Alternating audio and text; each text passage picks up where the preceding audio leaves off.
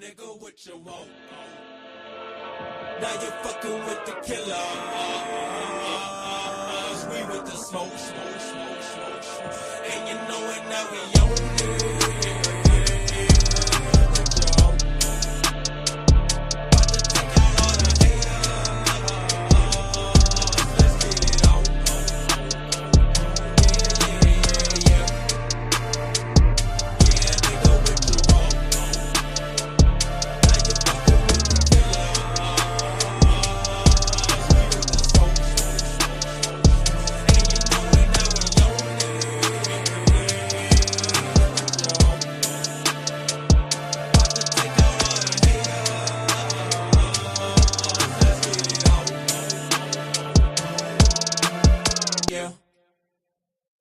Yeah, nigga, what you want? Now you fucking with the killers. We with the smoke. And you know it, now we own it.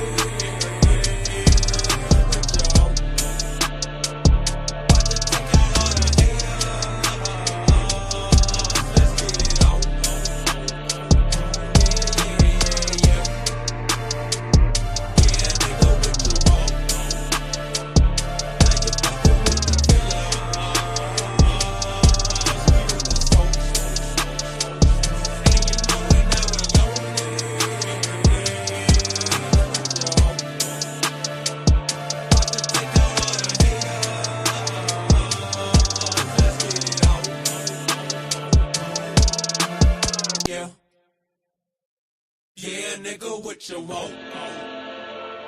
Now you fucking with the killers. We with the smoke. And you know it, now we own it.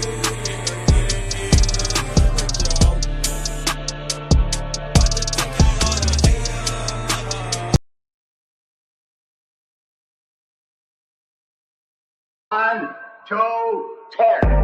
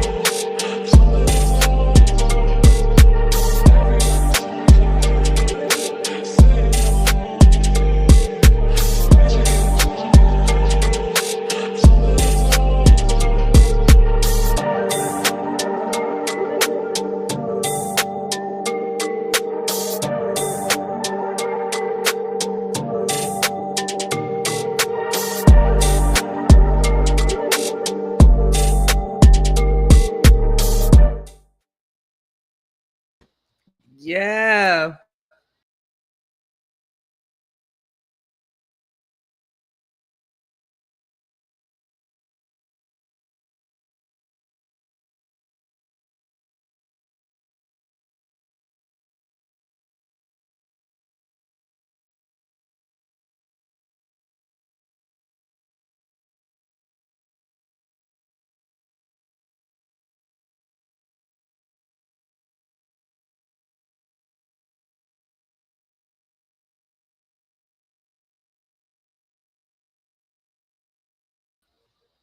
You muted. Could you hear my presentation?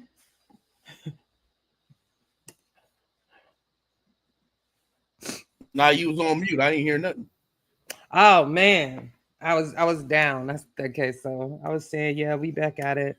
About to hear another fire presentation for Chilimbe, and without further ado, PKO Chilimbe, back to the basics. So peace, everyone. Peace. We've been having a lot of discussions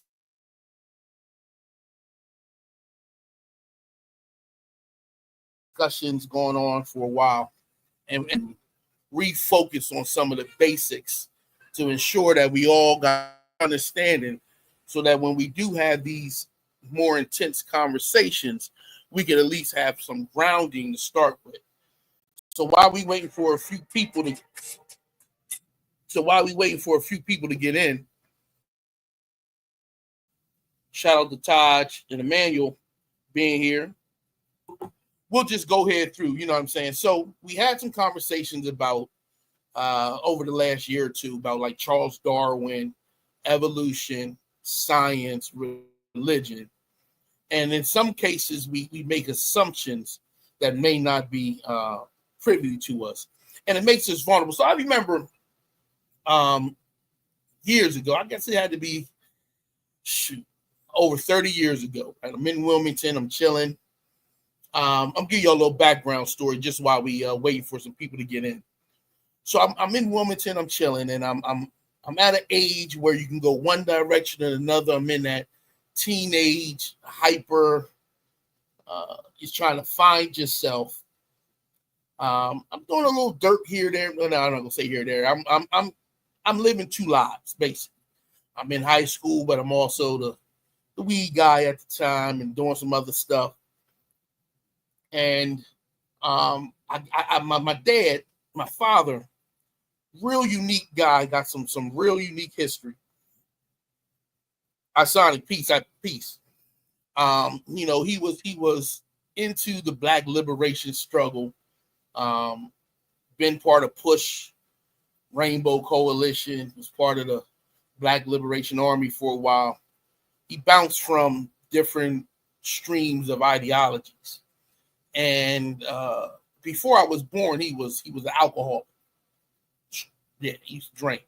I only heard stories about it. I wasn't around when he was drinking.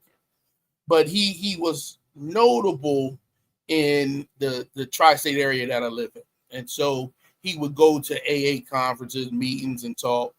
He was, I think they like to say, a friend of Bill.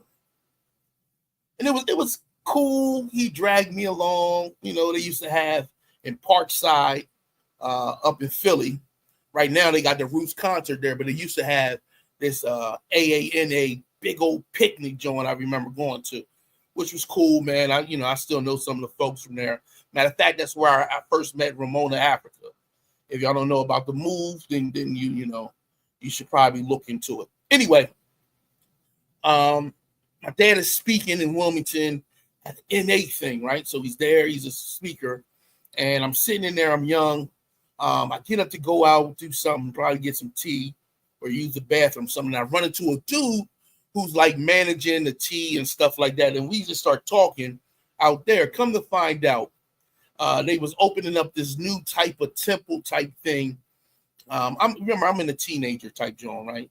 So they opened up this new tea temple type thing, right? And he invites me to go. So I'm like, okay, cool, everything gravy. So I go on and swing through, right? So I swing through that joint. I go one time and I see a guy, boom, boom, boom, he talking. He's talking about sovereignty and et cetera, et cetera, et cetera. And then they said, we got a special guest coming, and it's Taj Tariq Bey. So I come back that Friday, I'm listening to Taj Tariq Bey, and I'm telling y'all, he's sounding, I was like, man, this man got it together, man.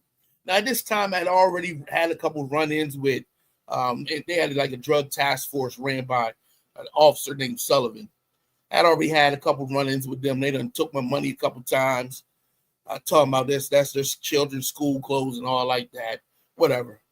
And so I'm listening to it. I'm saying, man, this dude's hitting this thing, man.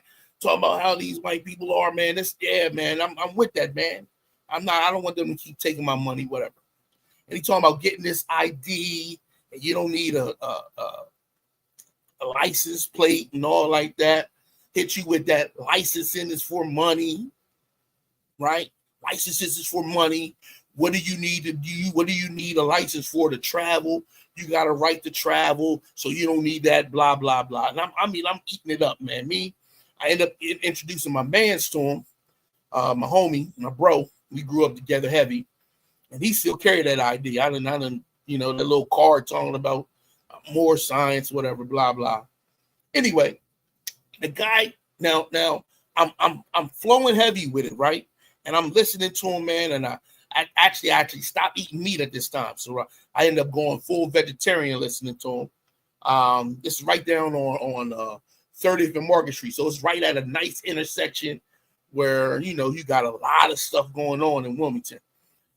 And so anyway, we there, I'm going there. I've been going there for about 3-4 months. They talk about, you know, when you go on to go full in and get your thing and get your sovereign plates, you know, because you're ambassador of this indigenous Moorish nation, et cetera, et cetera, et cetera. Foolishness. So I said to myself, man, I'm really eating it up. And then an incident happened. Now, this is where hypocrisy meets. And when I seen it, I had to fall back and really think about what's going on, right? So the guy that I had met at the NA meeting, right, happened to have a little issue going on. And I'm over on the side of town where I'm at, right? And I'm doing my thing at the time. And I see him come out of this white lady's apartment. Now, the white lady, she get high and she sell herself. You know what I'm saying? And so I run into him like, yo, bro, what's this? And he say, man, you know, my wife is sick. She can't please me. So sometimes I come. And I said, man, y'all talked all this black stuff. Had me going heavy with it. And then I turn around and find out you paying a Caucasian woman for pleasures. So what does that do? That gets me to start looking deeper at him, right? And so in that hypocrisy, I was able to not go like far into it. And even though I still got some of those, like I know some of the sayings the more science still will be saying and all like that, I realized that you could easily be caught out there, right, with the tickling of the tongue, right? That if something sound good, it sound reasonable, right, you can easily fall for it. And you say, well, why am I bringing that up? I say because a lot of people in this community do the exact same thing. It sound good. Their questioning sound good. The way they pose their rhetoric, it sounds like it makes sense. It's like, man, you really going for that like that, right? And it's tickling your ears, and you say, man, that sounds right. But if you had a basic understanding, if I had a basic understanding of African American history, not like I got now, right? But just a clear grips, policeman stiff, pseudo killer official. Right. So if I just had a better understanding of the history, right, I would not have been so gullible, you could say, for that, right? And there's other incidences that led me on this journey, you know. When I ran into, I had a little issue, and I had a lawyer who was Pan-African, and she broke some stuff down to me that got me out of that I don't want to say anger, but that real frustration over circumstances that I was in. And I know it's hard for y'all to grasp, but when you see that, when you got somebody who's able to really explain to you some of these dual dynamics that you find yourself in, it does yourself some justice. Hey, listen, shout out to the Eagles. You know, football season starting again. We the champs. I believe we going back again. I think we can go ahead and repeat. I don't want to say the guy's name who did that. But the fact that you introduced me to this notion of the Moore Science Temple, right? And you give me this we were once rulers. And you tell me the story that you failed because you mixed or because you had children that had dual loyalties or however you wanted to frame it. And then I see you commit the same act. It exposed the sham, right?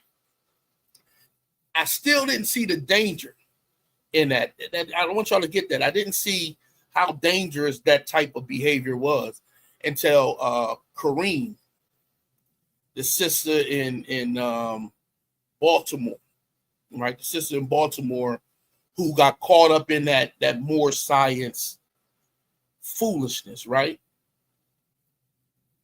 And it ended up costing her life, right? She was driving without the license plate.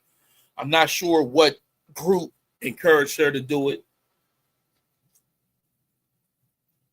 Didn't show up to court. Became antagonistic towards the judicial system. Not that the judicial system is perfect, but the pseudoisms led to her losing her life. I questioned the guy who was in the apartment with her, who abandoned her during that period of time, whether he was the one who introduced her to it or not. Still problem. Peace Kent, kick door low, pseudo killer official. And so she got caught up in those in that pseudoism, right? And police come in, they shoot her, child there. I mean, it was a horrible incident, right? And I asked myself, could I have, in my ignorance, encouraged other people to engage in that during that period of time, right? And I say to myself, of course I can, right? It just is what it is. It's human nature to make errors and mistakes and then learn from them. But I don't think I did enough, at least within my own local community, to really push back against that, right? And I had years and years of studying and learning and talking to experts in different areas. And I knew where I got tricked up at, right? And I knew that, right? So I still got people who got scammed, though I help them when I can. There's an incident that happened with Ali Muhammad where he convinced a young lady not to have her 2 children in the system and have her home births, and they never got social security numbers. So the sister is attempting to put them in school, attempting to do this, attempting to do that, waiting for Ali Muhammad to provide her with some type of tribal paperwork. And I mean, the sister went through a lot of stuff, man. She went through a lot of stuff. May I interject? Speaking of Ali Muhammad, he gave me his real name when he was crashing out on me because I asked him to show his degree. Did he? He did. I got it. Let me know when you want it. Yeah, we gonna have to deal with him because he's out here doing some other stuff now.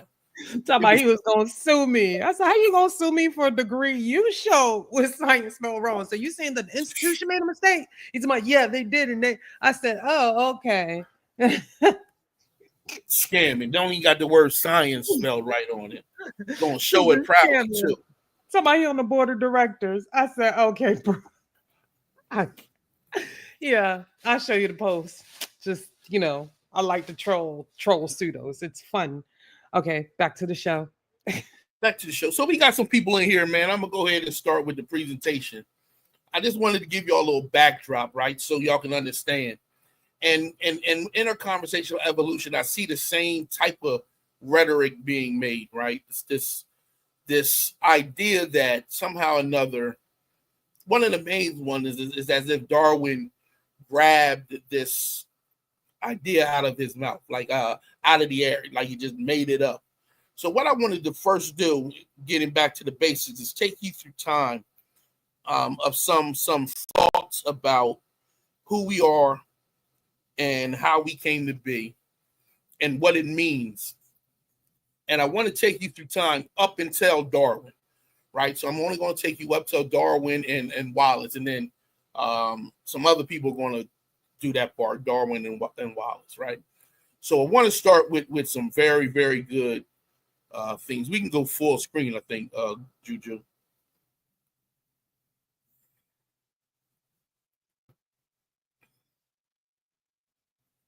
What did you say? We can go full screen. Got it.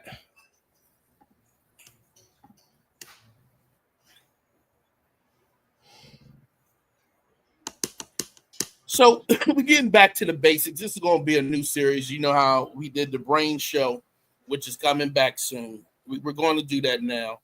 And as we stroll through this, we're going to try to tackle some basics to science, right? But before we get to that point, I need us to understand how we came to be at this point that we're in now. And so that's going to be a short set of shows building with that. So we're getting back to the basics. And the first image I want you to see is from fossilization, hunter-gatherer, small tribes, to now we have cities, and we're going to progress in that order. Peace be Lou, peace. Welcome. So we're doing a journey through human thoughts on life. We're going to begin with creation myths. Now, we know a lot of creation myths already, so I chose some that may not have been familiar with you, and a variety from different places. I want to make sure that we all got that. So Neil deGrasse Tyson, in his book, Astrophysics for People in a Hurry, he says at one time or another, every one of us has looked at the night sky and wondered, what does it mean? How does it all work? And what is my place in the universe? And so that's a common thing that humans experience, and it's been documented across time since writing, where people have documented these questions and answers and attempted to answer it based on their current condition and situation that they're in.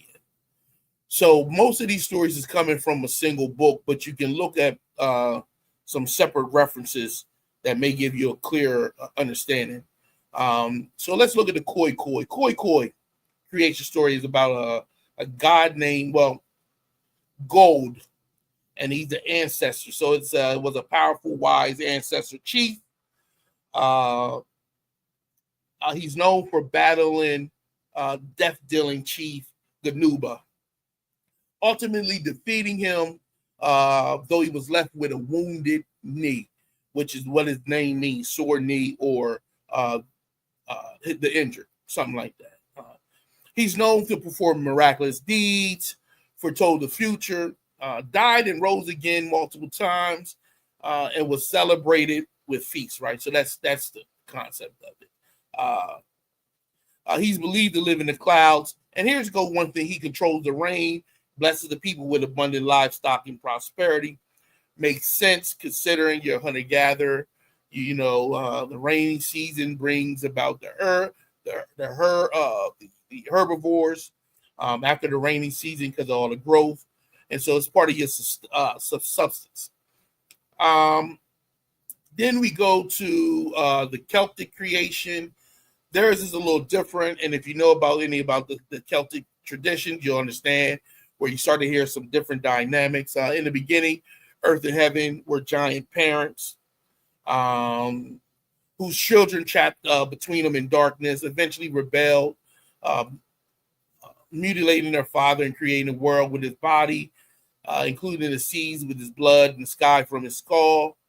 From their offspring, both gods who love light and titans who were darker and warred against the gods. Titan King was overthrown by his divine son, both he and a friendly Titan who saved humanity. We can see some dynamics about warring and battling. If you know anything about the Celtic tradition, there was a lot of tribal wars going in between each other. And so you would see that represented in their god. He's both viewed as the bringer of death and a divine ancestor. New God King, bright Skyfather, battled dark forces with the help of a mortal hero and a wise man. He won gifts like animals and alcohol from the gods for mankind, something like that along those lines, right? Becoming more beloved in their ancestral stories. And so you see this type of story developing through these creation myths. The Manaruku, that is a South American tribe, I believe. Their god or creator was Kasabuku, created a world but not humans, until an armadillo named Duru, after angering the creator and hiding underground, discovered people living beneath the earth. Karakuskubu and Doru lowered a cotton rope to bring them to the surface, but the rope broke halfway, leaving some people still underground. It is said that these underground people see the sun and the moon at nighttime, right? So that's another thing. But there's also the Jain myth. Now, the Jain myth is very interesting, written down around the 6th century. And the reason why is because it's going to hold to a different perspective. Just want to get y'all that. It argues that there's no such thing as a forcefully against the belief that there is a creator or any divinity. They claiming that it's illogical and full of contradictions, such as a perfect, immaterial, formless God could create material universe without desire, need, or raw materials. Challenges the notion of a divine will or purpose. So that's already in some of their creation myths. They claim that the earth is eternal and uncreated and existed without beginning or end, based on impersonal principles of life and time. So you can see that there. I want to put this out there so no one, because I'm calling a myth, I don't want you to misunderstand what I'm trying to get through. What I'm trying to express and really show is that that everyone had their own creation myths for their own time in their own place that dealt with their own experiences for their own survival and that's where these creation myths. But you need to recognize how wide and varied those creation myths can be. So Maya Matir, Dr. Moya Matir, we did a interview with her in her book, the autobiography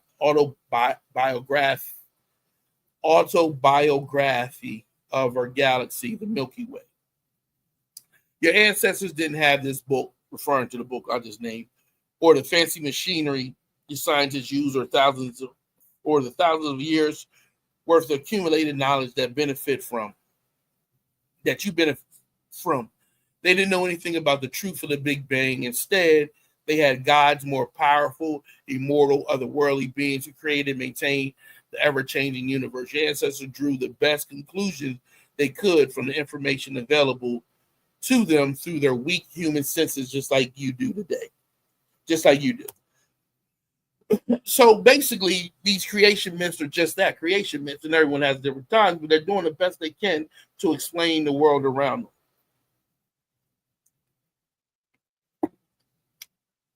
That was a central thought for tens of thousands of years. Different creation stories. We don't even know how many there were, how many been changed through interactions between people, et cetera, et cetera, et cetera. Those that I gave you, of course, are after writing had it existed. Some other things you can look at is the Sravaka school in ancient India. They were considered probably the first documented atheists, fully materialistic. The Samaka school of thought coming out of the same area. They were consistent dualists.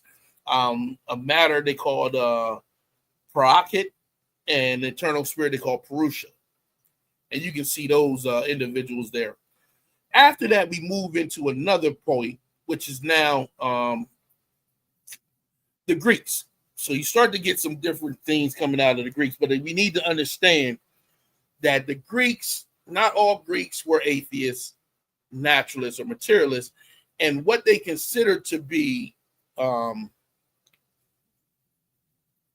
part of the material world could still today be considered spiritual, semi type mixture. So you got Plato, who wrote a book called Timaeus, and it's he's talking about forms in this, and we're going to get into forms because this idea, pardon, peace, Meg Rob, pseudo killer official, peace, big bro, Anthony Bowman, pseudo killer official.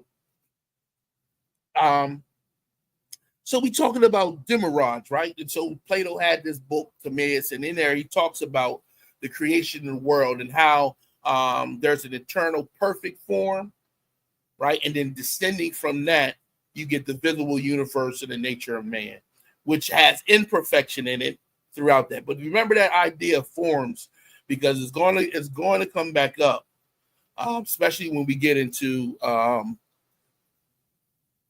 the brain and evolutionary anthropology and cultural evolution, how those things work.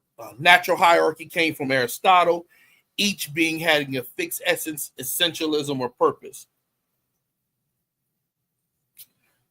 Peace, Miss Sincere. Welcome. So you see that, right? So you start to see that. Now, this essentialism, if you paid attention to the brain show, I promise you heard me bring this up. It developed over time. It's still around in some philosophical thoughts, and even in some scientific communities, they still look for essentialism. Essentialism is why people have a hard time understanding variety.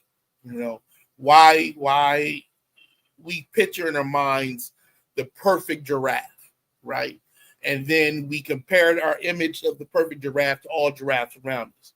And you may say that giraffe neck looks small because we don't understand variation clearly. That's where that comes from. But I want you to listen to this. This is a pre-Socratic philosopher and a Maximinder. He says, and this is a very interesting quote from him, right? He says that the first animals were born in moisture, surrounded by prickly barks, and that as they reached maturity, they moved out onto drier parts where the bark split and they survived in a different form. He called that metabononia for a brief while. The reason why that's important is because unlike Plato and Aristotle, he at least included change to some degree, right? And that were coming out after we developed writing as human societies, and we're moving towards more of a constructualization of this. So let me give you the breakdown of what the difference is.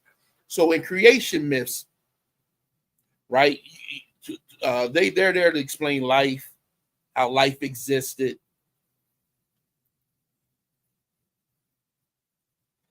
Hold on, my screen didn't change.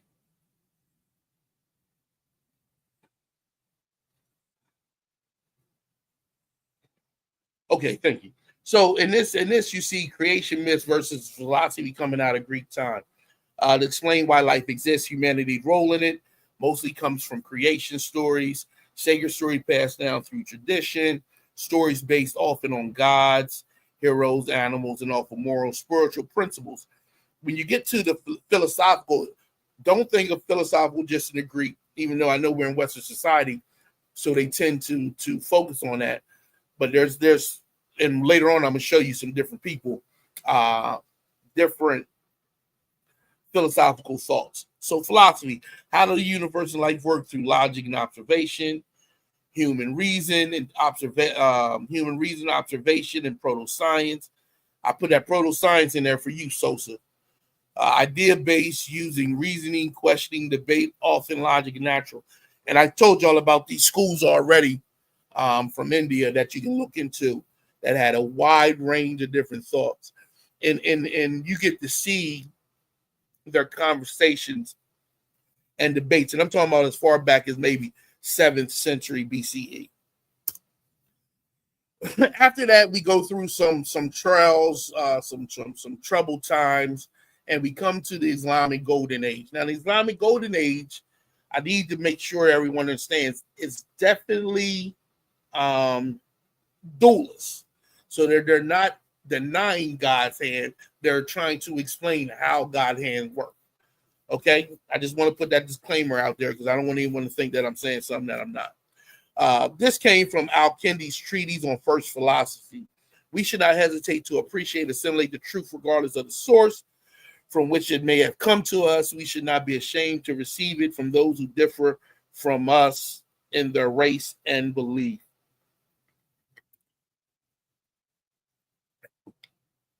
I put this together. These are the Islamic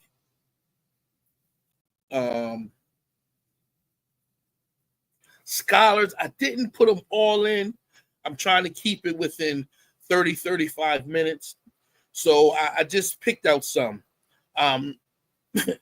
Al-Jahiz, these are around dates. They're not absolutely right. Muslim scholar, writer, zoologist during the Islamic Golden Age, born in Basra, had over 200 works in theology, literature, and science. His most significant is the Book of Animals. Rebecca Stout wrote about this place right here. This is very interesting. Jahiz, in one of his treatises, writes, constitutes food for another species. Each animal cannot do without food and so must hunt. Thus, each animal feeds upon weaker species than itself. Similarly, each animal is the food for a species that is stronger than itself.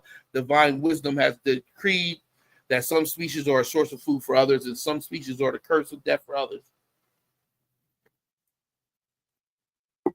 So that becomes, through development, you can see he's really describing survival of the fittest, which we will later talk about where that comes from.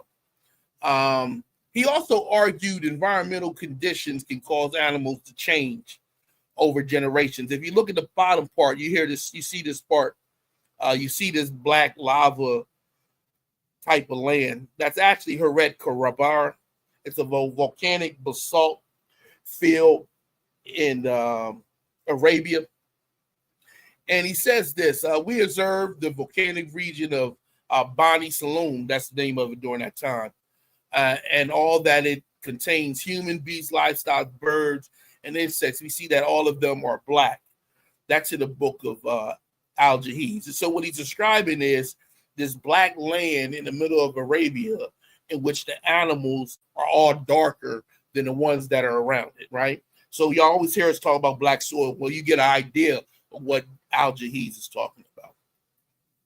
He also says this, which is very strange, right? In his rhetoric against other people who was arguing about some of his positions, he says, tell me, pray, which animal lives longest, the vulture, the onger, the snake, or the lizard? We can go snake. When can snakes go without food? When do lizards live on nothing but air? When do vultures stop breeding? Why is it the mule, which is a cross between a donkey and a mare, is sterile? And the sim, which is between a wolf and a hyena. So he's now talking about pedigrees and all these type things, right? So you get to see some of Al-Jahiz's ideas formulating where he's questioning and trying to explain.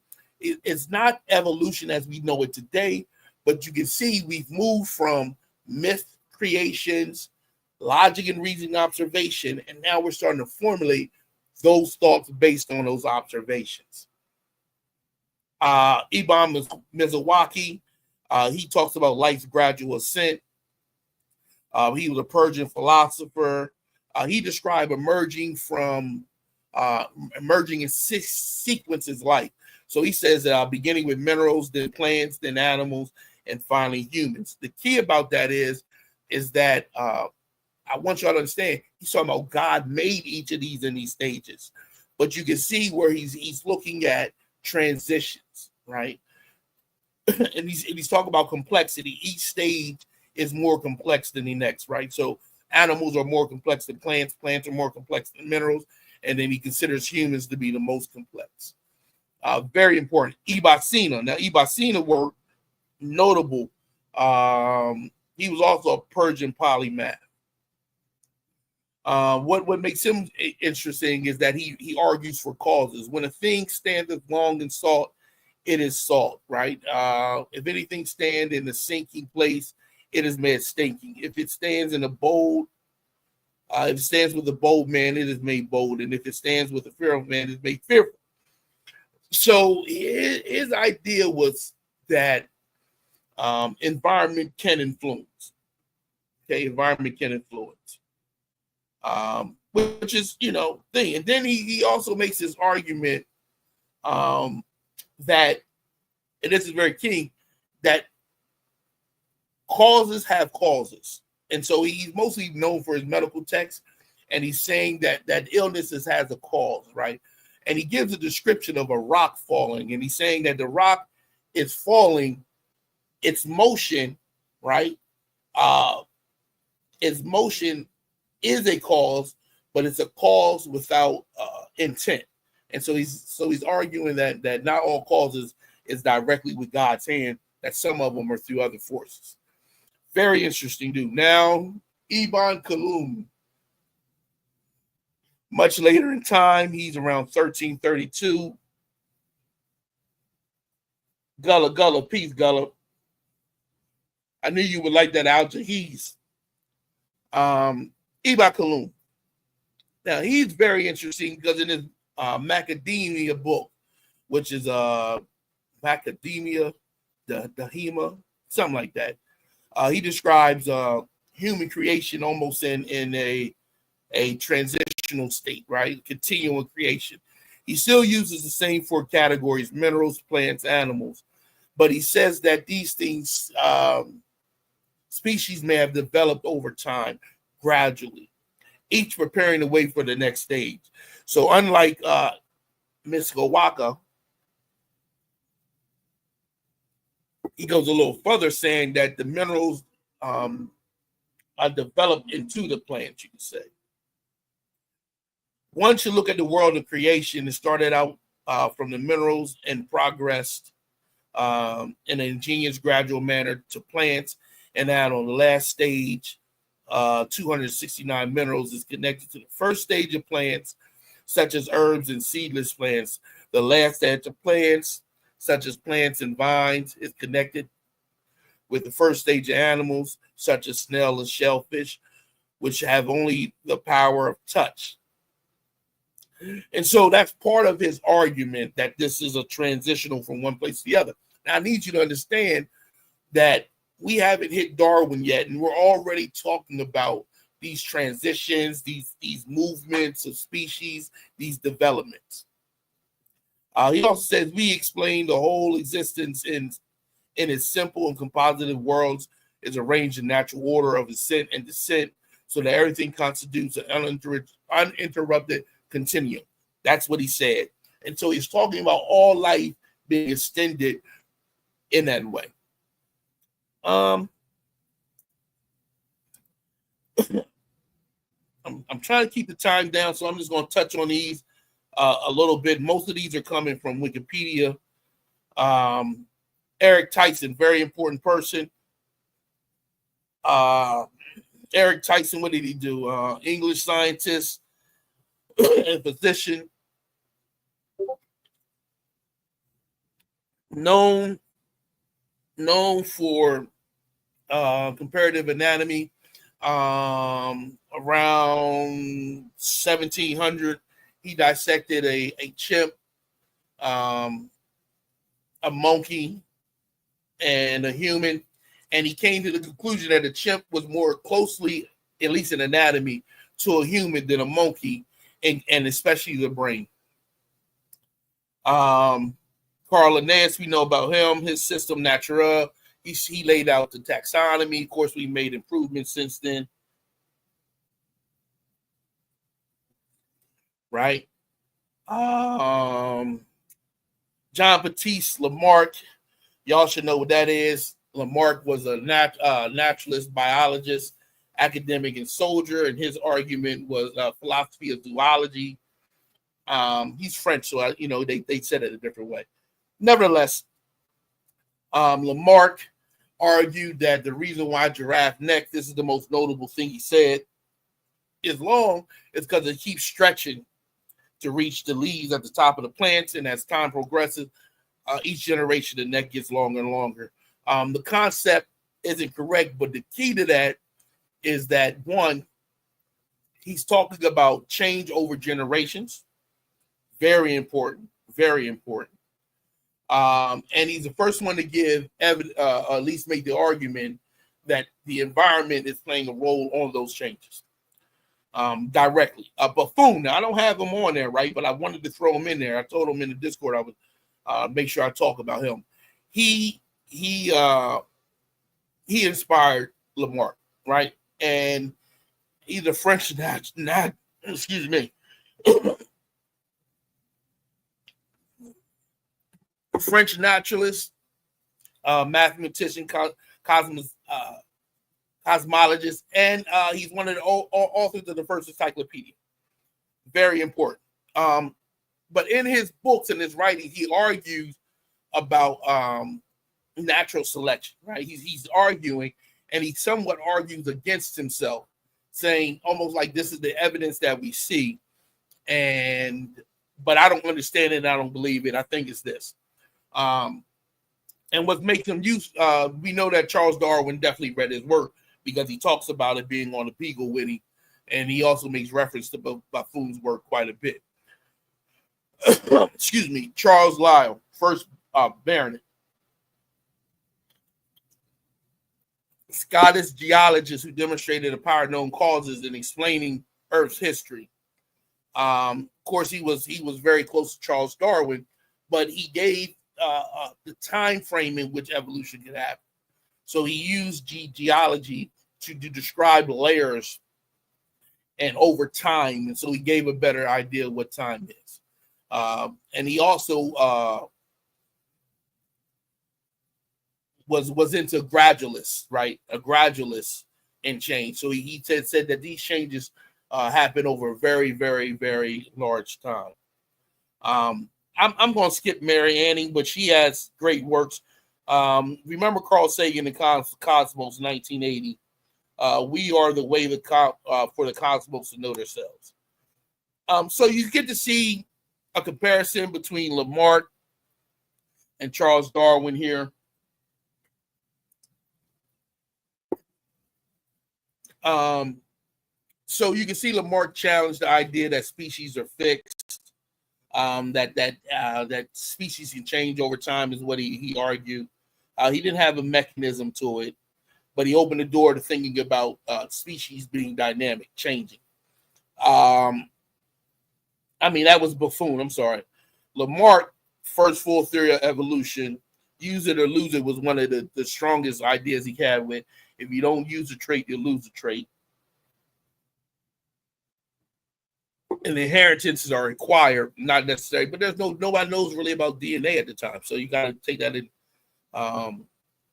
idea. He was polarized for the idea because he said species can change over time. And then you got Charles Darwin, natural selection. You see Lucy's Australopithecus finding. So this is my final thoughts.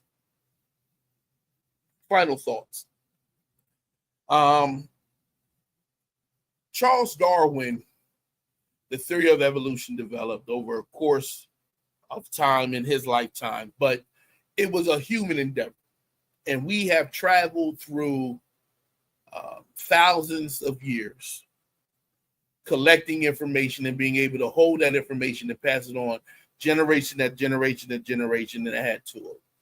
So we had creation myths. The Greeks started traveling to other places, again, being confronted with their own creation myths, and other people's creation myths began to look for a systematic idea that would answer a question. The golden age of Islam during the Muslim reign, you find them now taking it to the next step, right? You see them adding to it. Then you see it returned into the place of Europe and their scientific revolution.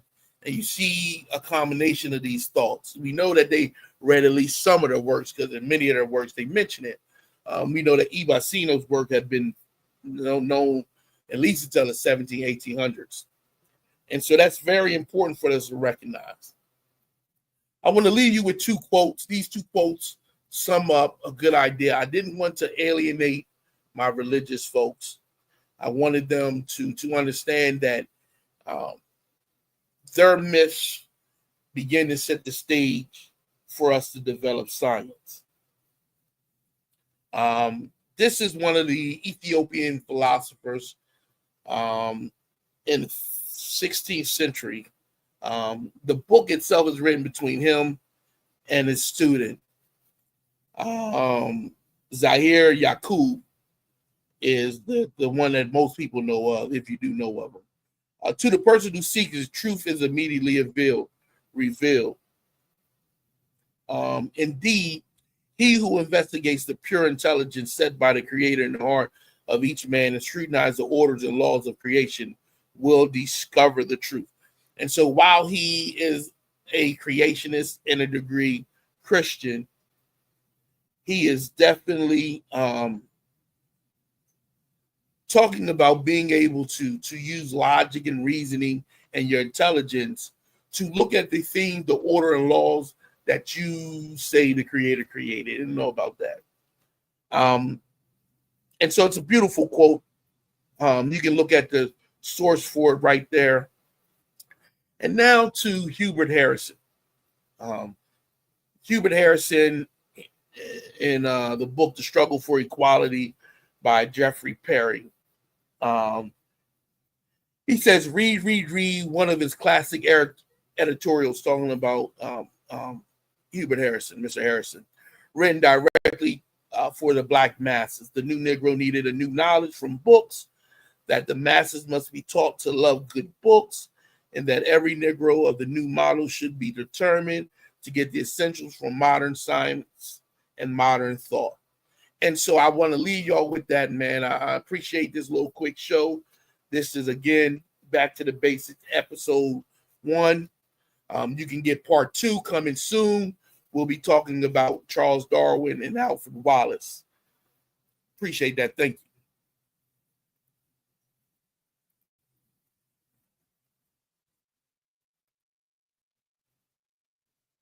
Okay, Juju.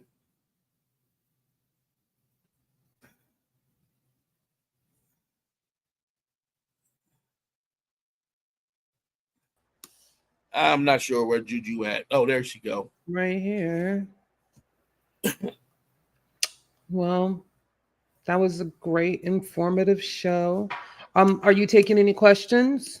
Is the I can panel take a open? few if anybody has some. I got a few minutes. So we have a few minutes of if anybody want to add anything, any caveats, nuances to this conversation, or any questions for Chilimwe, the link is in the chat to do so. We have about 15 more minutes. If you have any questions in the chat, you can put them in the chat.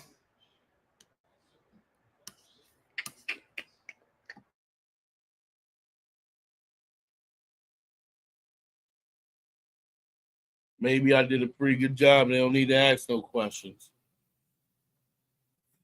That very thorough. I do want to go ahead. Go ahead. No, nope. Go ahead. Nope.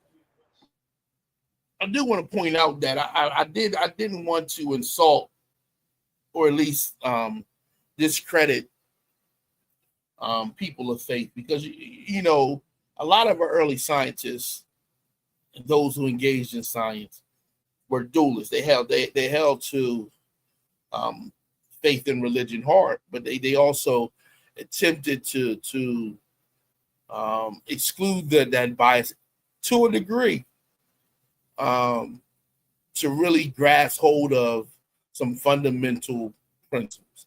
Sometimes they did come into conflict with their science did come into conflict with their religion at times. Sometimes their science came in the conflict wasn't necessarily religious, but political, because the church had so much power at that time to call into question that power may have caused some individuals to be harmed under guise of religious conservatism, which we definitely should pay attention to, because the reality is that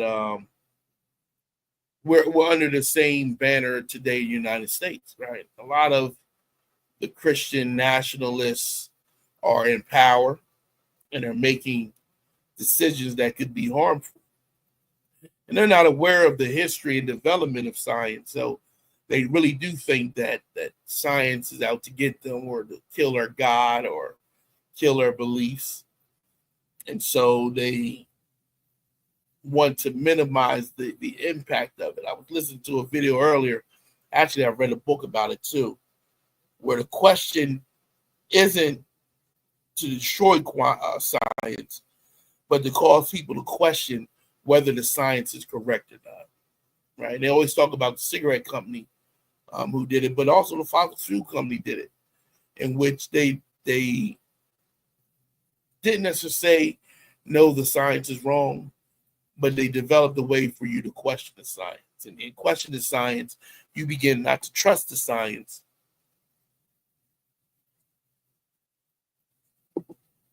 And it ended up becoming harmful. Right? So many people didn't believe the scientists when they told you cigarettes cause cancer, and continued to smoke despite the warning. Undermining clean energy, right?